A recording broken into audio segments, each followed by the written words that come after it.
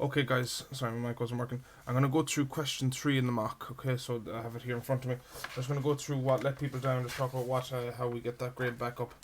Okay, so there's question 3 there. So first part is to do with the pillar drills. That's always the first section is always pillar drill or lathe, and you always have one question on safety. So name parts labeled A, B, C, D. Name the mechanism to lift and lower the table, and list any 2 safety precautions to be observed when working on the drill. Okay, so not too bad. So you need to revise over it. So again, you can see. So again, up the top, that is A is the motor or cover, either. Answer, got your full marks. B is the chuck or the drill bit. C is your feed lever, because it feeds the drill down into the piece to be cut, and then D is the base. Okay. So D is the base. Okay, so again, nothing again. That's all. So if you go and look in the book there, so I have all them in the book, as well as the feed lever mechanism. It's the exact that is used for the lowering and raising the table. Okay, so let's see what comes through here. Okay, so what I'll do is, so again, what it is you have your pillars here. This is the back pillar on the back of the pillar drill. You have a rack bolted tight to it, and then you have your base here like this, and on that base there is a, oh Jesus,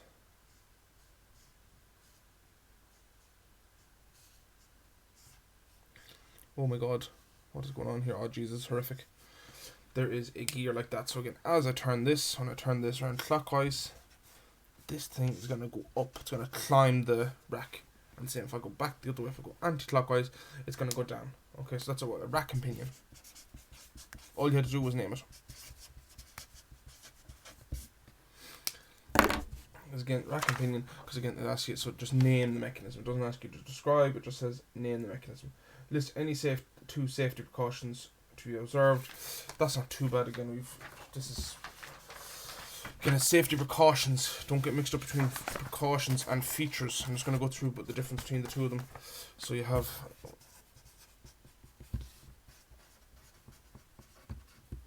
precaution, and then you have a feature. There's 2 completely different things. I'll do it to do with the drill. Okay, so again, a precaution is like, imagine if you're cautioning someone. So again, goggles, tie up hair, no loose clothes, even a lab coat, only 2 at the drill.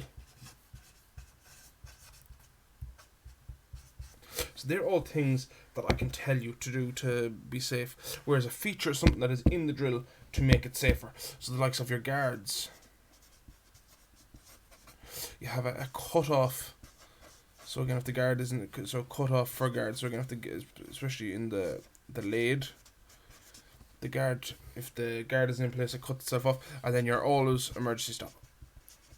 All machines have an emergency stop. So a feature, a feature on a person is like their hair, their eyes, their nose, whatever. That's what is in the drill. Okay, a precaution is something that you need to do to keep it safe. Okay, so there I've named 1, 2, 3, 5. All you need to do is name 2. Okay. Another thing that's coming up very, again, worked. It's easy 4 marks. Is this question, the maths question? Okay, so it says take pi to be 3. So you have, let's go look at this. Get another sheet of paper. So it's always n. You don't even need to remember the formula. The formula is always given to you.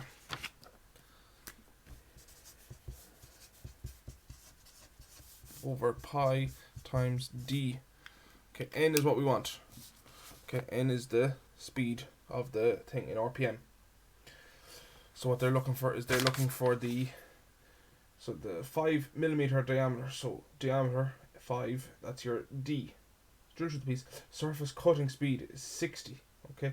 Again, they'll be looking for your to get the things, get the units right. So again, the units is easy enough. It's right there. It says speed in RPM, so revs per minute. So again, it's all to do with how much the drill is going to be turning. Okay, so let's do it. So I said D is 5. S, it says there is, it's further on the question, S is 60. So it's easy enough. N equals 2. Again, you need to show these calculations. Calculations are worth 4 marks, or is worth 2 marks, and correct answer is worth 2 marks. Okay, so it's very important that you have both of them. So N is equal to S 60 times 1000. Again, you need to show all steps. 3 times 5.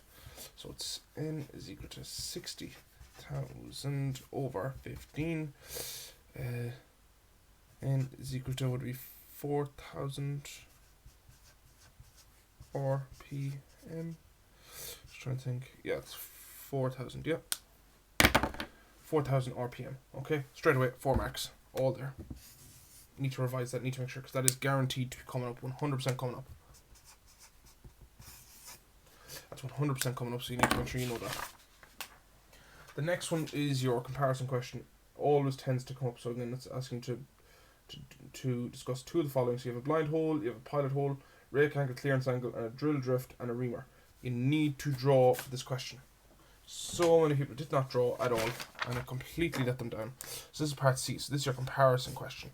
So I'm going to do all 3 of them. So the first one was to discuss between a blind hole and a pilot hole. Difference between them. Blind hole. Nice little drawing. Blind hole does not go through. Straight away by drawing it, I'm showing it much clearer. Okay, so I'm just showing it much clearer. A pilot hole, on the other hand,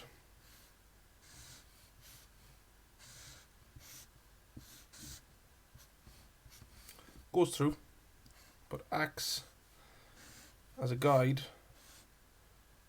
So it acts as a guide for a bigger drill bit. So it acts as a guide for a bigger drill bit. Again, straight away, it was actually, if you were able to, there was 3 marks for your first one there, and 2 marks for the second one. So if you only got 1 there, you're going to get 3 marks. If you got both of them compared, you got 2. Okay, so again, blind hole does not go through. Again, it's just drilled. Again, the likes of, if you wanted to tap that again, you need to use a thing called a plug tap. Pilot hole is a smaller hole drilled. Again, usually anything over, they say, a diameter 6 needs a pilot hole. So it's usually for a bigger drill bit. Another thing is it makes it easier to drill. Again, if you're drilling something like steel, you're going to want to drill a few pilot holes. So you'll be going from like 4 to 6 to 8 and then finally 10 or something like that. Again, just because it's a tough material, aluminium, you should be all okay with from the get-go. Okay, and I have them there again in your booklet, guys. If you look in the file section, there, all this is in the booklet. Let me get this booklet back up. It's not there, and yeah, come on. I have a load of comparisons there. There you go. Blind hole, pilot guides a bigger drill, but having a great draw in there though. Should have a better draw, to be fair. Another one there, you have a counterboard hole and a counter sunk hole. They often ask for that. One of the other questions is a drift. So it's used to remove a Morse taper. So if you want to remove the chuck out of the drill, you need to bait in a drift with the hammer. Okay, I'm going to keep going. I'll have a look at this rake angle question. This rake angle. There we go. There it is there. There's the rake angle. So you have a rake angle, it's like rake collects leaves, a rake collects the material. Clearance angle gives you clearance. I'm going to draw this now. Let me go back.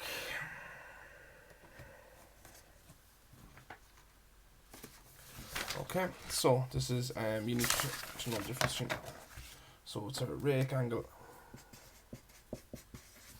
clearance. Again, you can do it like this in the exam, you could do just things like that. So a rake angle. So if you're looking in at we'll say it's on all things, but it's easiest to know on the facing off tool. Little triangle again, looks like.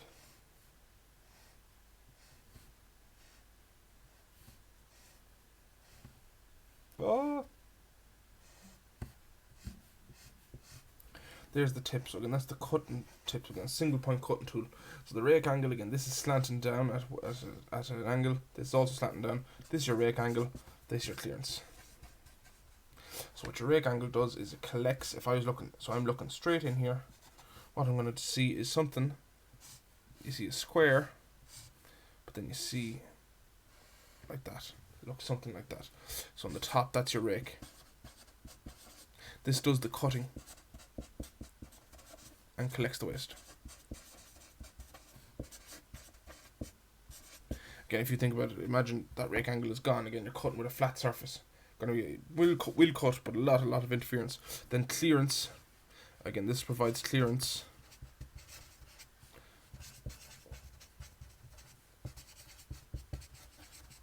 Between the tool and the piece.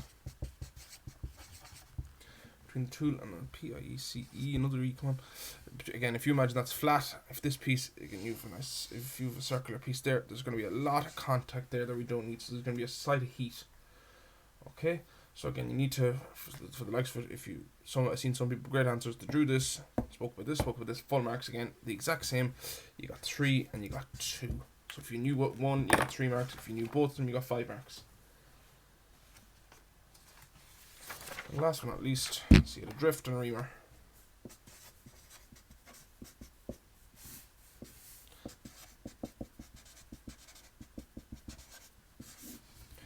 The drill drifting for reamer. So again, drawing it is so helpful. So drift is used to remove a chuck. So again, if you let the feed lever down, you'll see if you pull down the feed lever, you have your chuck on the end like that.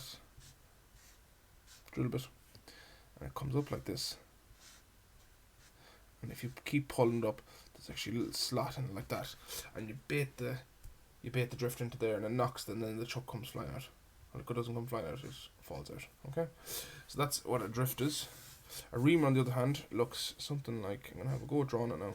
Probably be horrific. Looks something like that. I've gone through this several times. I showed this a few times in class. Okay, so a reamer is a very accurate drill bit essentially, but it has no chisel edge, no point, and it works in reverse. So you actually have the drill going the wrong way around. Main thing for a reamer. So again, if you want to drill a diameter 10, you must drill it first. I must go maybe diameter 9 or 9.5. So again, that's the thing about a reamer, since it doesn't have the chisel edge, it needs to have a pre-drilled hole. Okay, so that's question 3. Okay, so again, that was the drill one, nice handy one, wasn't too bad. I'm just going to have a look at it, see, I have another one here somewhere. What's that? I'll have a look back, actually. We'll go back to the thing for a second. Sometimes they will come up with so again, I have loads of comparisons there, guys. Again, if you look through them, that'll help you a site. Where is this thing? There we go. We go up again. You need to know your different processes with the lathe. These different processes. Your again, I have loads of comparisons. These are all things that come up. And then where's the lathe? Can't find it, of course. Probably twice, 3 times. Everyone looking at me now. There's some of the lathe. Not all of it though, there should be a label diagram somewhere.